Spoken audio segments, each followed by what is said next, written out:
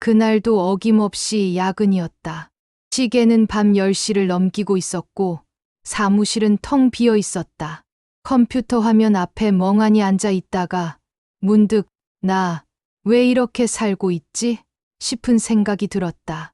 이혼한 지 2년, 아버지를 모시고 천안 신도시로 이사 온 후 내 인생은 마치 정지된 테이프처럼 반복되고 있었다. 그런데 그런 나에게 뜻밖의 전화 한 통이 걸려왔다. 회사 동료 명우형이었다. 야, 태성아. 이번 주말에 소개팅 하나 잡아놨다. 더 늦기 전에 정신 좀 차려. 한사코 거절했지만 결국 나가게 됐다. 반쯤 체념한 얼굴로 나간 카페. 그곳에 그녀가 앉아 있었다. 단정한 코트 차림, 긴 머리를 살짝 귀 뒤로 넘긴 모습. 책을 읽던 그녀가 고개를 들었고 그 순간 나는 숨이 멎을 뻔했다. 윤태성 씨, 안녕하세요. 저는 서윤이에요. 낯선 이름, 낯선 표정. 하지만 뭔가 따뜻했다. 그녀의 목소리는 차분하고 말투는 어딘지 모르게 조심스러웠다.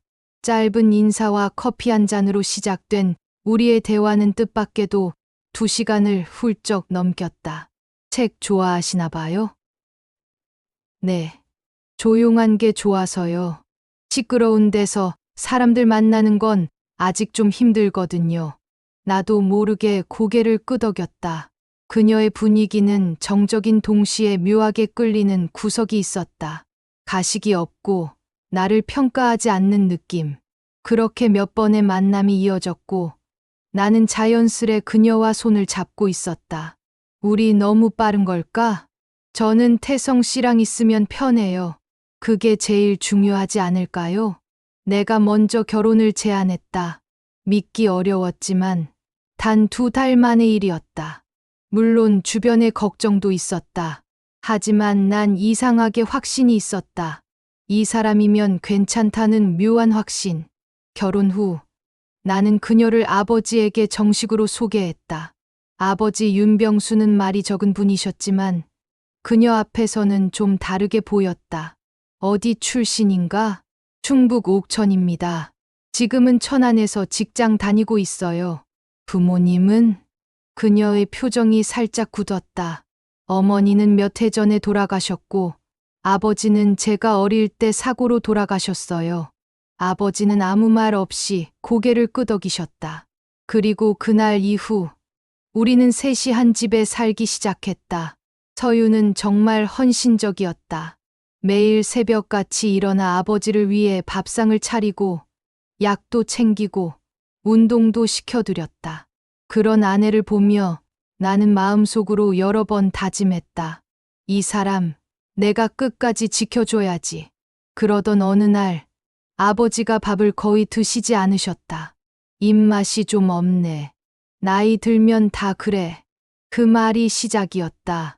며칠 지나자 옷이 헐렁해지기 시작했고 안색도 창백해졌다. 서유는 계속 허브차를 끓여드리며 챙겼지만 병수 아버지의 기력은 날로 빠져갔다. 병원에 모시고 가봐야 하는 거 아닐까? 그냥 피곤하신 거일 수도 있어요. 최근 날씨도 왔다 갔다 하니까요.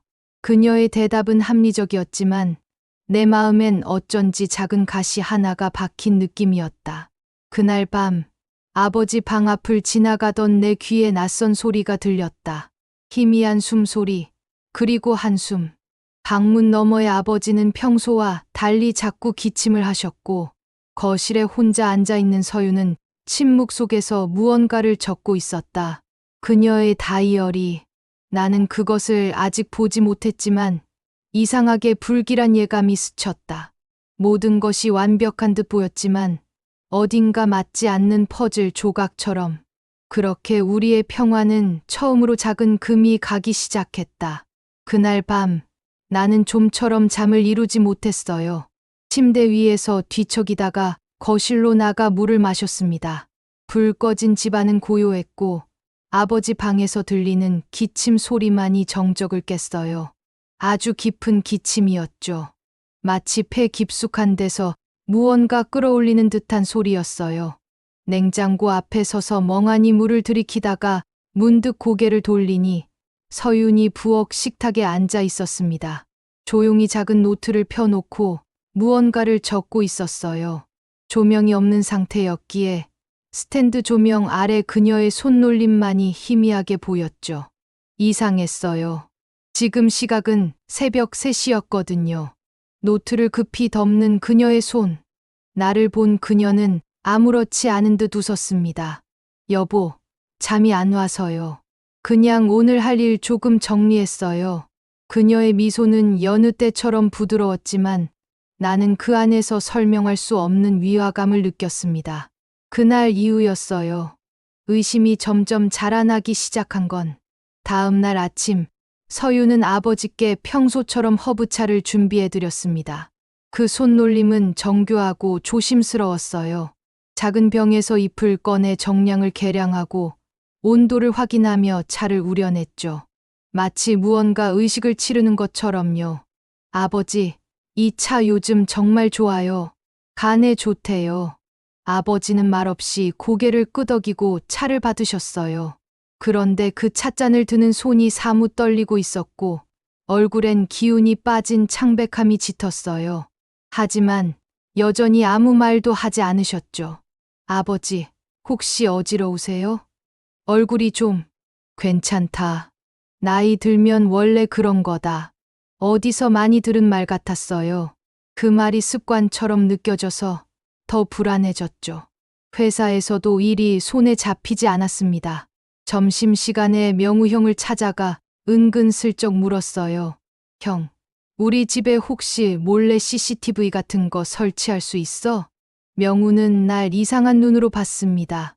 무슨 일인데? 너 설마 서윤 씨 의심하는 거야?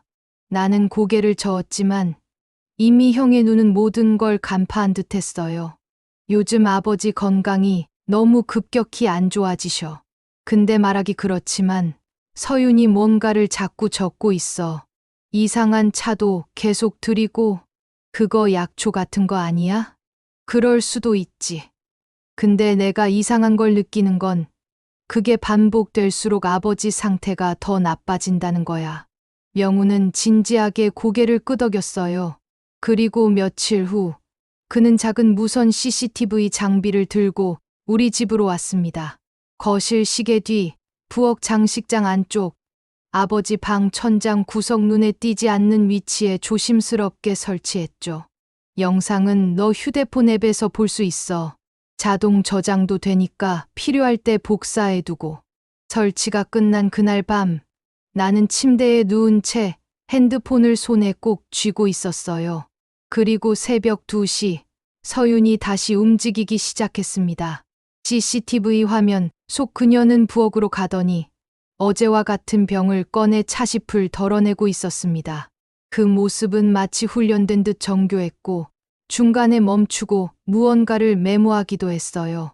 잠시 후 그녀는 노트를 펼치고 쓰기 시작했죠. 내가 손에 땀이 나도록 집중하고 있는 사이 그녀가 적은 글씨는 보이지 않았지만 페이지를 넘기는 손끝은 분명히 익숙한 흐름을 따르고 있었어요. 그 순간 나는 확신하게 됐습니다. 서유는 무언가를 숨기고 있어요. 그날 밤 나는 더 이상 참을 수가 없었습니다. 무언가를 확인해야만 했어요. 서윤이 부엌을 정리하고 방으로 들어가 잠든 뒤 나는 조용히 일어나 그녀의 화장대 서랍을 열었습니다. 그 안에는 익숙한 갈색 가죽 표지의 노트가 있었어요. 아주 낡고 자주 쓰인 흔적이 묻어있는. 떨리는 손으로 노트를 펼쳤습니다. 첫 페이지엔 날짜가 적혀 있었어요. 9월 1일 첫 복용. 용량 1g. 반응 없음. 9월 7일 용량 1.5g. 미세한 피로감 확인. 9월 14일 2g. 식욕 저하. 무력감 동반. 9월 21일 2.5g. 간헐적 어지러움. 구토 증상. 숨이 막히는 줄 알았습니다. 그 노트는 단순한 일기장이 아니었어요. 일종의 관찰 기록이었죠. 아버지의 몸 상태, 그리고 그녀가 어떤 것을 먹이고 있는지 너무나 정밀하게 기록돼 있었습니다. 다음 페이지엔 더 섬뜩한 문장이 적혀 있었어요. 복수는 기억의 증명이다. 지켜보자. 그의 몸이 얼마나 오래 버틸 수 있을지. 나는 온몸이 얼어붙는 듯한 충격에 휩싸였습니다. 지금까지 아버지가 겪고 있던 고통이 단순한 노화 때문이 아니었다는 걸 이 노트가 증명하고 있었어요. 그리고 마지막 페이지. 그는 몰라야 한다. 그도 피해자니까. 나는 증오하되 사랑하지 말 것. 숨을 삼켰습니다. 그도 피해자라는 문장. 사랑하지 말 것이라는 단서. 그리고 서윤이 나를 의도적으로 속여왔다는 걸 말해주는 구절. 이건 단순한 며느리의 관찰일지가 아니라 누군가를 향한 오래된 분노의 기록이었어요. 그 순간 문득 한 가지 가능성이 머리를 스쳤습니다. 혹시 그녀가 우리 가족에게 복수를 하려는 건 아닐까? 너무도 치밀하게 계획된 행동들, 허브차, 약초, 세심한 돌봄, 그 모든 게 정성이라기보다 계산처럼 느껴졌어요. 하지만 왜? 나는 다시 노트를 처음부터 넘기기 시작했습니다.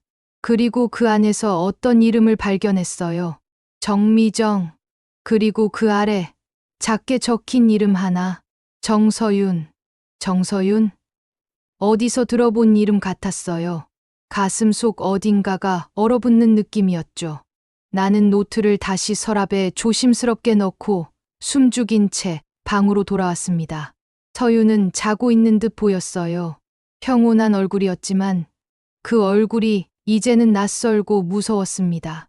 도대체 그녀는 누구이고 왜 우리 가족을 관찰하고 있는 건지 더 이상 의심이 아니라 두려움이 엄습해 왔습니다. 그날 밤 나는 한숨도 잘 수 없었어요. 그리고 다음 날 아침 아버지께서 말씀하셨어요. 태성아, 너 요즘 잠을 잘 못 자는 것 같구나. 나는 웃으며 넘겼지만 사실은 아버지야말로 훨씬 더 심각해 보였어요. 눈 밑은 짙게 꺼졌고 얼굴은 점점 헬쑥해졌죠. 아버지, 병원에 다녀오세요. 진짜 이건 감기 같은 게 아니에요. 괜찮다. 그냥 피곤한 거다. 그 말, 이제는 믿을 수 없었어요. 나는 조용히 아버지 방의 서랍을 열어봤습니다. 그리고 그 안에서 손글씨로 쓰인 메모 한 장을 발견했어요. 그녀가 타준 차를 마시지 마라. 그녀가 타준 차를 마시지 마라. 그 짧은 문장을 읽는 순간 내 심장은 미친 듯이 뛰기 시작했습니다. 아버지가 쓴 메모. 말로는 괜찮다고 하셨지만 이 글에서만큼은 명백한 두려움이 묻어 있었어요. 즉시 휴대폰을 꺼내 서윤이 남긴 노트 속 이름을 다시 검색창에 입력했어요. 정미정 교통사고. 정서윤 피해자 딸. 천안 교통사고 2009년. 검색 결과는 오래된 신문 기사 속에 조용히 잠들어 있었어요. 2009년 6월 천안 외곽 도로에서 발생한 교통사고로 정미정 씨 사망. 운전자는 윤병수 씨 당시 51세. 음주운전 혐의. 탑승한 12세 딸 정서윤 양은 생존. 숨이 턱 막혔습니다. 윤병수 내 아버지. 정서윤 그녀, 서윤? 나는 그대로 자리에서 벌떡 일어나 서랍 속 결혼 서류를 꺼냈어요. 그녀의 주민등록 사본. 분명히 서윤으로 되어 있었지만 그 아래 작게 적힌 한 줄이 내 눈에 박혔어요. 개명 전 성명 정서윤. 모든 것이 하나로 이어졌습니다. 그녀는 우리 아버지가 일으킨 사고로 어머니를 잃은 그 아이였습니다. 처음엔 아연실색했어요. 왜 나와 결혼까지 한 거지? 단순한 사랑이었을 네가 없다는 생각이 점점 확신으로 바뀌었어요. 복수. 그녀는 복수하러 돌아온 거였어요. 그날 밤 나는 아버지를 찾아갔습니다. 무릎을 꿇고 조용히 묻고 싶었어요. 아버지 15년 전 사고 말이에요. 정미정 씨, 그때 그 사람 기억하시죠? 아버지의 표정이 굳었습니다. 그리고는 아주 오래된 사람을 떠올리는 눈빛으로 창밖을 바라보셨어요. 기억난다. 평생 잊을 수가 없지. 딸이 있었죠? 정서윤이라는 아이요. 그래. 그 아이 혹시 서윤이에요? 아버지는 침묵하셨습니다. 하지만 그 침묵이 무엇보다 강하게 나를 짓눌렀어요. 아버지, 왜 말 안 하셨어요? 그 눈빛을 알아봤다. 처음 만났을 때부터 뭔가 이상했지. 내 죄를 알고 접근한 거라는 걸 직감했어. 그럼 아버지, 그 차 드셨습니까? 그거 계속 마셨다고요? 그래. 마셨다. 나는 주먹을 꽉 쥐었습니다. 복수라는 감정이 이렇게까지 조용하고 무서운 형태로 우리 가족 안에 들어왔다는 걸 그제서야 실감했어요. 왜요? 왜 마시셨어요? 그게 뭔지도 모르면서. 아버지는 마른 기침을 한참 하고 난 뒤에 말했어요. 벌을 받는 거다. 그날 내가 운전대를 잡지 않았다면 그 아이는 지금의 그 아이가 아니었을 거야. 나는 매일 밤 그 아이의 울음소리를 들었다. 차 안에서, 도로 위에서 날 원망하는 눈빛. 나는 그 죄에서 벗어나 본 적이 없다. 그 말에 가슴이 미어졌습니다. 분노와 슬픔, 그리고 혼란이 한꺼번에 몰려왔죠. 나는 방으로 돌아와 서윤을 바라봤어요. 그녀는 아직도 평온한 얼굴로 잠들어 있었지만 그 얼굴이 이제는 너무 낯설고 멀게 느껴졌습니다. 이 사람을 내가 정말 사랑했던 걸까? 내 사랑은 진심이었는데 그녀의 사랑은 거짓이었던 걸까? 그날 새벽 나는 결심했습니다. 그녀의 진짜 의도를 직접 확인해야겠다고. 그리고 내 가족을 지키기 위해서라도 끝까지 진실을 파헤치겠다고요. 나는 숨을 참으며 서윤의 책장을 뒤지기 시작했어요. 그녀가 없는 사이여야만 했습니다. 안방 장롱 위 작은 상자 안에서 나는 또 하나의 노트를 발견했습니다. 외부에 보관한 그 노트는 내부 것보다 더 오래되고 훼손돼 있었어요. 종이에 가장자리는 닳아 있었고 잉크는 빛이 바랜 듯 흐릿했지만 거기엔 분명히 이렇게 적혀 있었어요. 계획은 12년 전부터 시작됐다. 그가 내 아버지를 어떻게 떠나보냈는지 기억난다. 나는 울고 있었고 그는 침묵했다.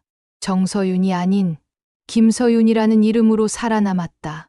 복수는 천천히, 오래, 그리고 조용히 숨이 멎는 듯했어요. 나는 그 순간 이 여자가 단순한 복수자가 아니라 그야말로 삶 전체를 걸고 계획한 사람이란 걸 깨달았습니다. 그러나 아버지는 왜 아무 말도 하지 않았을까요? 왜 그저 받아들이고 묵묵히 그녀가 주는 허브차를 마셨을까요? 그의 마음속 죄책감은 대체 어떤 무게였던 걸까요? 나는 병수 아버지의 방으로 들어갔습니다. 매트리스 밑을 뒤지다 작고 구겨진 메모 여러 장을 찾았어요. 그녀는 알고 있다. 나는 더는 숨을 수 없다. 도우는 알지 못하게 해야 한다. 그리고 마지막 장에 적힌 이름, 정서윤. 그 아이가 나를 용서하길. 나는 결국 울었습니다. 감정이 너무 뒤섞여 더는 분간할 수 없었어요. 미움과 연민, 슬픔과 후회가 마구 몰려왔어요. 그날 밤 나는 마지막으로 CCTV를 켰습니다. 그리고 화면 속 그녀를 지켜봤죠. 그녀는 병수 아버지의 방에 들어갔고 조용히 허브차를 내려놓았어요. 오늘은 안 드셔도 돼요. 그냥 쉬세요. 그 목소리는 이상하게 따뜻했고 병수 아버지도 그냥 고개를 끄덕였어요. 그들의 사이에는 무언가 설명할 수 없는 묵인이 존재하고 있었어요. 나는 다음 날 아침 서윤에게 말없이 커피를 건넸어요. 그녀는 눈을 피하지 않고 받았죠. 그러나 그 안에 담긴 감정은 점점 복잡해지고 있다는 걸 나는 알고 있었습니다. 당신, 나한테 숨기는 거 있어? 서윤은 순간 멈칫하더니 천천히 고개를 저었어요. 없어요. 하지만 나는 알고 있었죠. 그래서 그날 오후 명우 형을 불러 집 곳곳에 추가로 CCTV를 설치했습니다. 부엌과 거실, 그리고 병수 아버지 방까지 더 넓은 각도에서 촬영이 가능하도록 조정했어요. 그날 밤 모든 준비를 마치고 나는 일부러 서재에 틀어박혀 있는 척했죠. 서윤이 아버지 방으로 들어가는 시간은 밤 11시. 화면 속 그녀는 그 어느 때보다 조용하고 신중했어요. 그녀는 허브차와 함께 약봉지를 건넸습니다. 아버님, 오늘은 조금 더 많이 넣었어요. 피로가 심해 보이셔서요. 그 말에 병수 아버지는 한참 동안 그녀를 바라보다가 조용히 물었어요. 넌 정서윤이지? 그 말에 그녀는 손을 멈췄고 그저 눈물을 흘리기 시작했어요. 왜 이제야 말씀하셨어요? 처음부터 알았다. 그 눈빛 널 기억하고 있었다. 왜 아무 말도 안 하셨어요? 그날 널 놓아준 게 내 인생에서 마지막으로 인간이었던 순간이었으니까. 그 이후로는 벌을 기다리고 있었지. 그녀는 울며 차를 내려놨어요. 더는 안 할게요. 정말 이제 그만할게요. 그 말을 듣는 순간 내 눈에서도 눈물이 흐르기 시작했어요. 사랑과 복수는 이렇게나 엇갈리는 것일까요? 나는 더는 참을 수 없어 그녀를 마주 보기로 결심했어요. 다음 날 아침 그녀가 거실에 앉아 있을 때 나는 말없이 노트를 꺼내 그녀 앞에 올려놨어요. 그녀의 눈이 커졌고 손이 떨리기 시작했어요. 당신 다 본 거예요? 응, 다 봤어. 내 진짜 이름도, 정서윤이라는 것도, 아니 김서윤이라는 것도. 그녀는 한참 동안 말을 하지 못했어요. 그러다 겨우 입을 열었죠. 처음엔 진짜 복수하려고 했어요. 그게 내 인생의 목적이었고, 내 전부였어요. 그런데 당신을 만나면서 내가 흔들리기 시작했어요. 거짓이었어? 우리의 만남, 사랑, 결혼 다 아니에요. 그건 진심이었어요. 하지만 나는 내가 누군지도 모르고 당신 곁에 있었어요. 분노에 갇힌 채로. 그때였습니다. 병수 아버지가 방 안에서 크게 쓰러지는 소리가 들렸어요. 우리는 달려갔고 그는 가슴을 부여잡은 채 얼굴이 새하얘져 있었습니다. 아버지, 서유는 즉시 구급차를 불렀고 나는 아버지를 부축하며 울부짖었어요. 제발 제발 이대로 보내지 말아 주세요. 응급실에서 대기하던 중 나는 그녀에게 마지막으로 물었어요. 넌 지금도 날 사랑해? 그녀는 고개를 끄덕이며 말했어요. 사랑해요. 그래서 멈췄어요. 정말 늦었겠지만 멈췄어요. 아버지는 결국 위중한 상태로 집중치료실에 입원하셨어요. 의사는 간 손상이 심하다고 했고 독성 물질의 장기 복용 흔적이 남아 있다고 설명했어요. 나는 지체 없이 서윤에게 말했어요. 이젠 경찰에 가야 해. 서윤은 고개를 끄덕였습니다.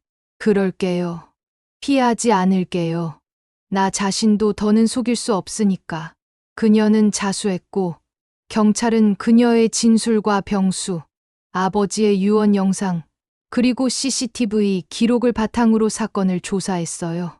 재판에서 그녀는 살인 미수죄로 기소되었지만 범행을 중단한 점, 피해자의 용서, 자수한 점 등이 반영돼 징역 3년에 집행유예 5년을 선고받았죠. 나는 그날 법원 밖에서 그녀를 기다리고 있었어요. 이제 어떻게 할 거야? 모르겠어요. 난 모든 걸 잃었는데 아직 당신까지 기대해도 될지. 나는 한참 동안 고민하다가 말했어요. 우린 다시 시작해야 해. 거짓 없이, 분노 없이. 내가 날 사랑했던 것처럼 나도 너를 아직 사랑하니까. 그녀는 눈물을 흘리며 고개를 끄덕였어요. 그로부터 1년 후 나는 아버지의 유산으로 교통사고 피해자 유가족 재단을 만들었고 그녀는 심리 상담과 봉사로 스스로를 돌보기 시작했어요. 우리 둘은 아직도 회복 중이에요. 하지만 지금은 서로의 아픔을 더 이상 숨기지 않아요. 사랑은 때론 복수보다 더 강한 기억이 된다는 걸 우리는 이제 알게 되었으니까요.